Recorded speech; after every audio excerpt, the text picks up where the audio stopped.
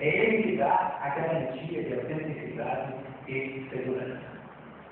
Essa autenticidade e segurança, porém, se refere ao título, porque o título também pode ser falso.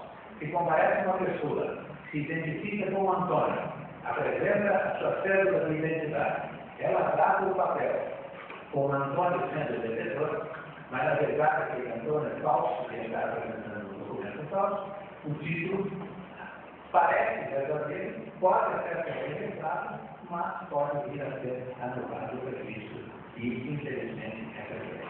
Por vezes, o imóvel nem é bem caracterizado, as escrituras ainda ficam as indicações antigas dos imóveis. Aqui na comarca de Itacaracim, com certeza, se vocês forem pegar títulos antigos, e ainda subsistem vários, verificarão que algumas descrições não são boas. Fazem alusão a uma moita de Caraguatá, dele que vai por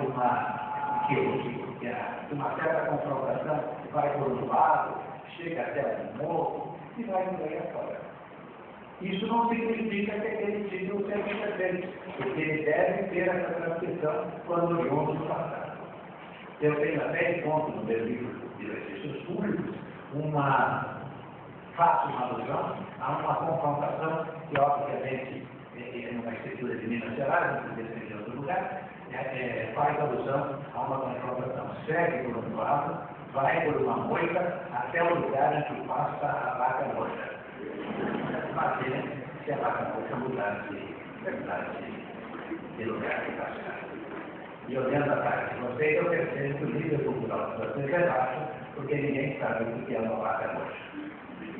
E a vaca tem chifres. É aquela coisa do monte de avião. Os registradores, porém, não são exclusivamente os registradores de imóveis. São os registradores de títulos de documentos, os registradores civis de pessoas naturais, são os registradores civis de pessoas jurídicas, são os registradores indicados na lei dos registros públicos que indica quais são esses registradores. O registrador civil de pessoas naturais registra o nascimento, os fatos da vida, o nascimento, o óbito e o casamento. O casamento da instituição, hoje passando por um período crítico em que não se sabe que ele se manterá como era no passado, e a família também passando por um momento crítico. Nós ainda há pouco, na sala dos professores, conversávamos sobre isso. A família está passando por um período de transformação extraordinária, em que, com a reprodução assistida, não se saberá mais o porquê de quem é o pai e quem é a mãe. Os romanos eram sábios, porque diziam a mãe sempre certa e o pai sempre incerto.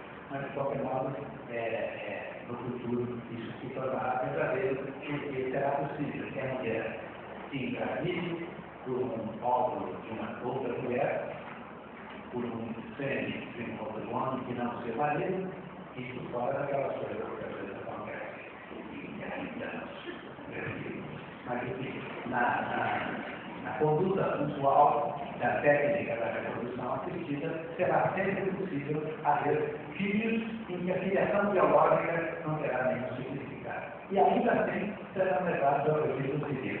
É conveniente manter o registro civil ou é desnecessário? Ou será um sistema de controle da população? Na verdade, começou com um sistema de controle da população. O primeiro registrador civil, sabe como se chamou? Moisés.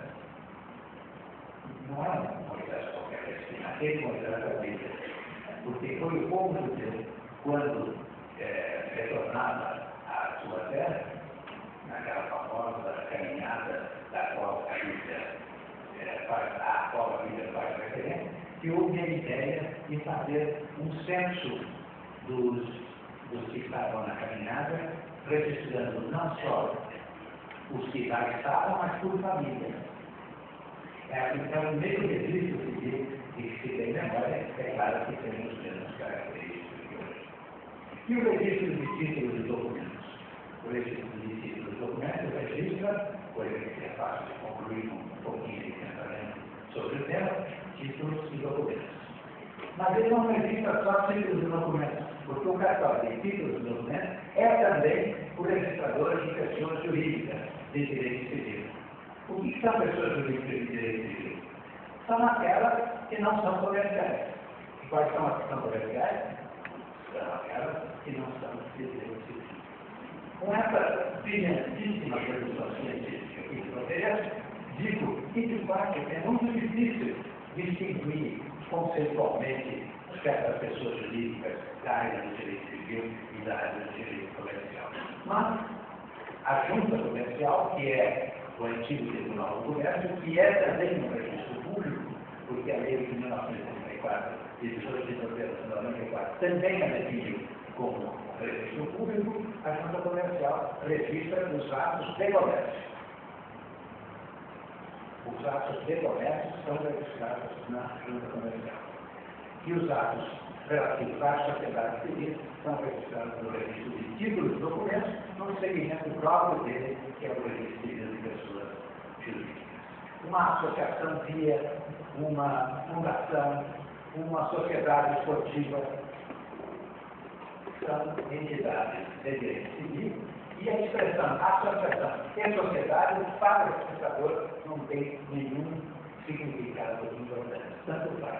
Associação e sociedade, para a lei, são sinônimos, embora não devem ser. Até para os pequenos juízes São Paulo, de menor importância, chamam-se sociedade esportiva, não me lembro mais o quê, e a outra, associação portuguesa, também não me lembro o quê. Não se confundir com o glorioso São Paulo de volta. Olha, por que os registradores têm essa função? Por que vocês já pensaram, e devem pensar, se não pensaram, propõe que pensem, que há certas coisas que o direito, a partir de um certo momento, aquilo que era de um jeito, passa a ser de outro jeito? Vocês já tiveram curiosidade de ler no Código Civil que há um artigo que diz o que um juiz de casamento deve dizer no momento em que ele diz que ele os considera marido e mulher? Aquele casal que está ali à frente do juiz de casamento, ouvindo aquela fala dele, muitas vezes não sabe que aquilo que ele está falando está escrito no Código Civil. Ou seja, é um ato formalíssimo. O juiz de casamento diz precisamente aquilo que está escrito no Código Civil. E quando ele acaba dizendo que com os poderes que a lei lhe confere, eles consideram marido e mulher, aquelas duas pessoas tiveram a vida substancialmente modificada por todo o tempo. Ainda que daqui a 15 dias descubram que aquela moça não é tão bonita, nem tão agradável, nem tão melhor quanto parecia, e que aquele rapaz não era aquele cavaleiro todo, querido, mas um café durante a externa. Ou seja, a vida dele está modificada. Eu sempre digo aos meus clientes quando me procuram para uma preparação. Eles pensam que isso é uma solução, mas não é. Isso é uma criação de problema. Como vocês têm filhos, isso vai repercutir na vida de vocês até a morte. Vocês não vão se livrar desse pernilongo que vai ficar zumbindo na orelha de vocês. E por quê? Porque o registro civil produziu efeitos inafastáveis, inextinguíveis, insuperáveis na vida das pessoas. É esse um efeito do registro. Porque ele constitui o direito que decorreu das palavras do juiz de casamento. Quando o juiz de casamento diz, com os poderes que eu tenho, eu declaro marido e mulher, aquela fala, aquele enunciado que consta do Código Civil, transforma por todo o sempre a vida daquela pessoa, mesmo que ela depois se separe, mesmo depois que ela se divorcie. Mesmo que aquele ato seja nulo. E por quê? Porque para que aquele ato praticado na forma da lei, com o registro que o acompanha, se algum de vocês assistiu um casamento civil, a um juiz de casamento, é uma pessoa que lê a certidão expedida, aquela certidão expedida pode no futuro vir a ser declarada nula. Mas a declaração de nulidade daquele registro civil, ainda que nulo seja, poderá interferir e interferirá geralmente na vida da pessoa, independente dos efeitos psicológicos por todo o sempre. É por isso que às vezes eu digo que as pessoas devem encarar o tratamento lendo o Código Civil para ver os efeitos que ele produz. É uma dor de cabeça que vocês não sabem. E até aí, dizendo que o sujeito que fica casado mais de 25 anos com a mesma mulher, não é aquela, é maníaco sexual.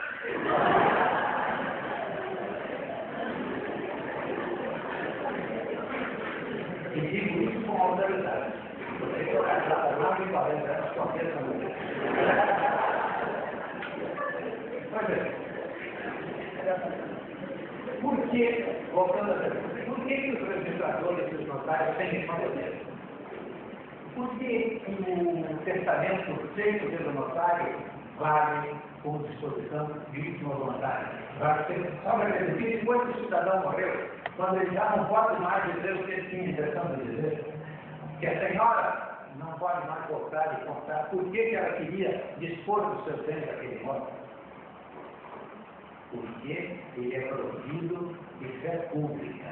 Aquilo que ele escreve é verdade. Aquilo que ele escreve tem uma garantia que transcende das relações normais da verdade e da mentira entre as pessoas. Tem uma verdade que decorre da lei. Ele tem fé pública. Ele pode estar por fé, essa é a expressão clássica, ele pode estar por fé que foram cumpridas a sua validade no testamento. Ou, o referido à verdade, ele dou fé. Ele dou fé não significa que ele é católico, protestante, espírita. Significa que aquilo é a verdade verdadeira, conforme ele tem poder de enunciar. Por quê?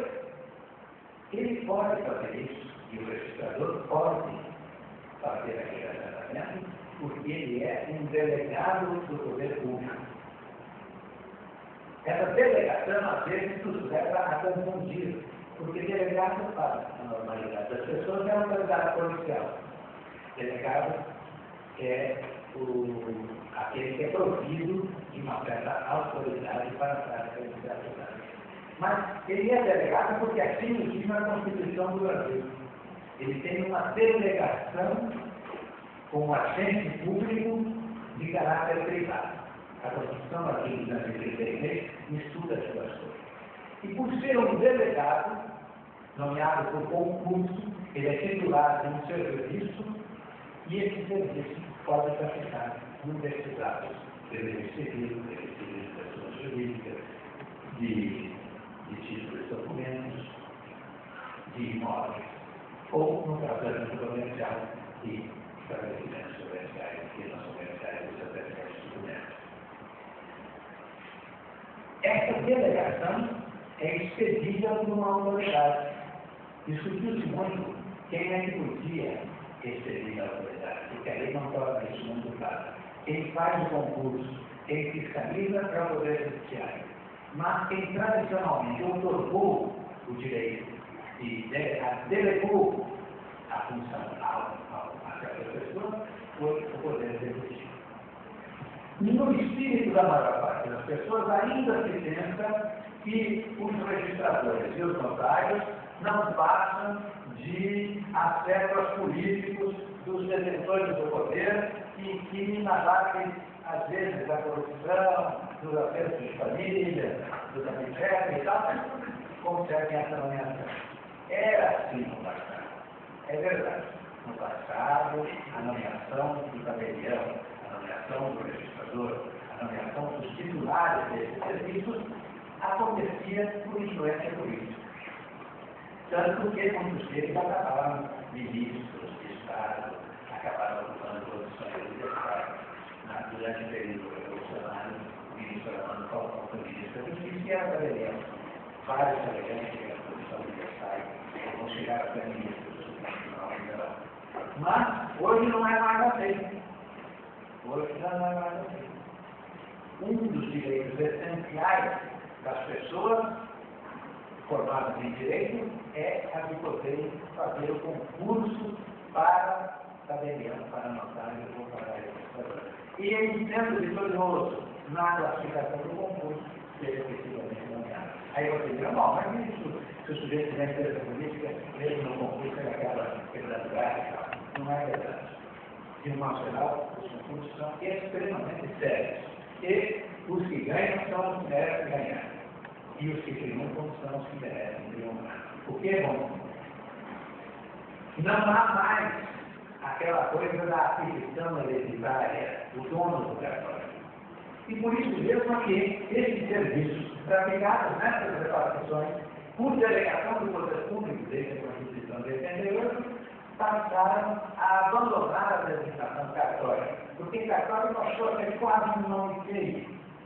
Cartório era sinal de complicação, de burocracia, de impedimento da dinâmica da vida comercial, da vida social, da vida das pessoas. Cartório passou a ter uma conotação triste, cartorial, uma coisa ruim. Mas a verdade é que, embora a lei dos notários e registradores, que João Miguel lembrou para você que a lei de 1935 e 94, embora a lei vá em serviço notarial, em serviço registrado, na verdade a gente continua falando cartório e eles não